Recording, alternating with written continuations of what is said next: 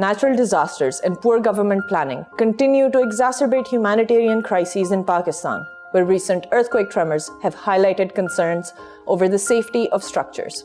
In this video, we'll discuss the recent earthquake in Pakistan, its impact on communities, and the ongoing struggles faced by the country's vulnerable populations. Today, we're looking into the recent earthquake that struck the region of Hindu Kush in Afghanistan, sending tremors across Afghanistan, Pakistan, and India. The magnitude of the earthquake was recorded between 6.5 and 6.8 on the Richter scale, with its point of origin southeast of Jum, Afghanistan.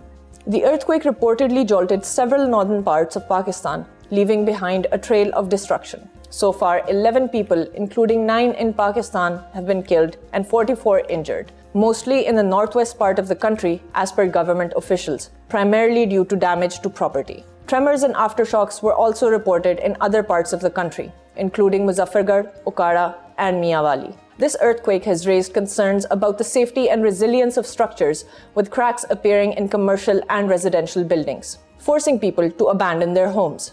This is not the first time that Pakistan has been struck by a natural disaster. In 2005, Pakistan experienced the deadliest earthquake that left over 100,000 people dead in its aftermath and decimated cities of Balakot in Mansehra as well as Muzaffarabad in Pakistan-administered Azad Jammu and Kashmir.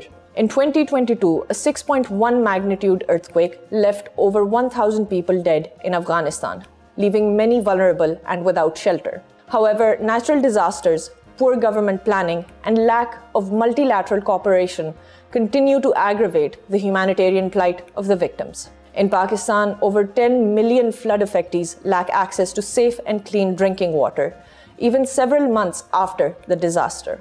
The devastating floods have been touted as the 10th most expensive climate disaster faced by the nation, with nearly $3 billion reported in damages, over 1,700 deaths, and nearly 8 million people displaced across the country. The inability of the government and multilateral bodies to meet the needs of last year's flood victims in Pakistan and the possibility of another natural disaster can aggravate the existing humanitarian crisis for the victims. This is compounded by the ongoing poly-crisis characterized by rising inflation, food insecurity, and lack of targeted interventions by the government and international stakeholders. We must prioritize preparedness and response measures coupled with long-term sustainable solutions to address the root causes of such crises. It is imperative that the international community comes together to support the affected communities and invest in building their resilience for future disasters.